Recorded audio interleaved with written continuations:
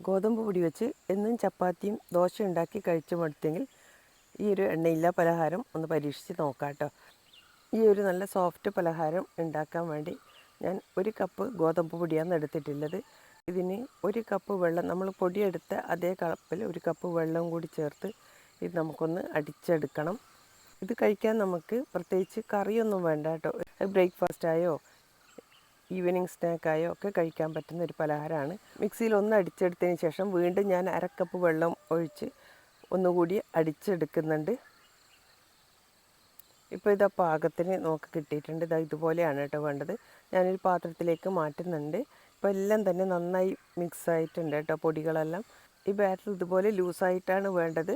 അപ്പോൾ ഞാൻ ഈ മിക്സിയുടെ ജാറിലേക്ക് ഒരു 2 ടേബിൾ സ്പൂൺ കൂടി വെള്ളം ഒഴിച്ച് കൊടുക്കുന്നുണ്ട്. അതുകൂടി ഈ കൂട്ടിലേക്ക് ചേർത്ത് കൊടുക്കാം. അപ്പം നമ്മൾ 1 കപ്പ് ഗോതമ്പ് പൊടിക്ക് 1.25 കപ്പ് വെള്ളമാണ് ഇവിടെ ചേർത്ത് കൊടുത്തിട്ടുള്ളത്. ചില ഗോതമ്പ് പൊടിക്ക് അളവ് വ്യത്യാസം ഉണ്ടാവും. പക്ഷേ ഇത് ഈ ഒരു കൺസിസ്റ്റൻസിയിലാണ് നമ്മൾ മാവ് വേണ്ടത്. ഇനി ഇതിലേക്ക് ആവശ്യത്തിനുള്ള ഉപ്പ് ചേർത്ത് കൊടുക്കാം. പിന്നെ 2 സ്പൂൺ തേങ്ങ ചിരവിയതും 1/4 ടീസ്പൂൺ ബേക്കിംഗ് സോഡയും കൂടി ചേർത്ത് നന്നായി മിക്സ് ചെയ്യണം. നമ്മൾ ഈ മാവ് മിക്സ് ചെയ്ത് ഉടനെ തന്നെ ചുട്ടെടുക്കുന്നതുകൊണ്ടാണ് ബേക്കിംഗ് സോഡ ചേർത്ത് കൊടുക്കുന്നത്. നമ്മൾ എണ്ണയിലൊന്നുമല്ല ഇത് ചുട്ടെടുക്കുന്നത്. ഇതുപോലെ ഉണ്ണിയപ്പക്കരയിലാണ്. ഇത് ചൂടാവുന്ന സമയം മാത്രമാണ് നമ്മൾ ഈ മാവ് മാറ്റി വെച്ചിട്ടുള്ളത്. അതിലേക്ക് ഞാൻ കുറച്ചൊന്ന് നെയ്യ് ബ്രഷ് ചെയ്ത് കൊടുക്കുന്നുണ്ട്. നിങ്ങളുടെ കയ്യിലുള്ള ഉണ്ണിയപ്പക്കര നോൺ സ്റ്റിക്ക് ആണെങ്കിൽ ഇത് വേണ്ടി വരില്ല കേട്ടോ. ഇനി ഇത് എല്ലാത്തിലും ഒന്ന് ബ്രഷ് ചെയ്തതിന് ശേഷം നമുക്ക് ഇതിലേക്ക് മാവ് ഒഴിച്ചു കൊടുക്കാം. നന്നായി ചൂടായതിന് ശേഷം വേണം ഒഴിച്ചു കൊടുക്കാൻ. മാവ് ഒഴിക്കുമ്പോൾ ഹൈ ഫ്ലെയിമിൽ തന്നെയാണ് നമ്മൾ വെച്ചിട്ടുള്ളത്.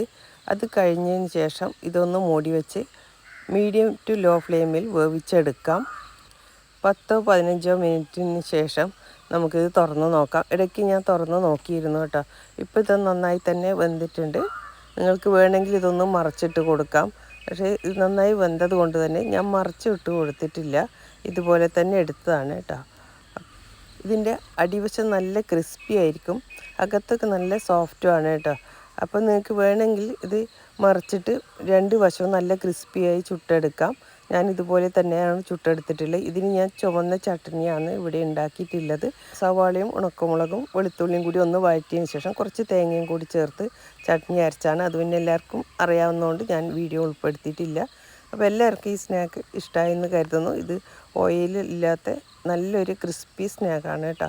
അപ്പോൾ എല്ലാവരും ഒന്ന് ഉണ്ടാക്കി നോക്കണം. എപ്പോഴും നമ്മൾ ദോശയൊക്കെ കഴിച്ച് മടുത്തിട്ടുണ്ടെങ്കിൽ വളരെ പെട്ടെന്ന് തന്നെ ഗോതമ്പ് പൊടി കൊണ്ട് ഇത് ഉണ്ടാക്കി നോക്കാം. Thank you for watching.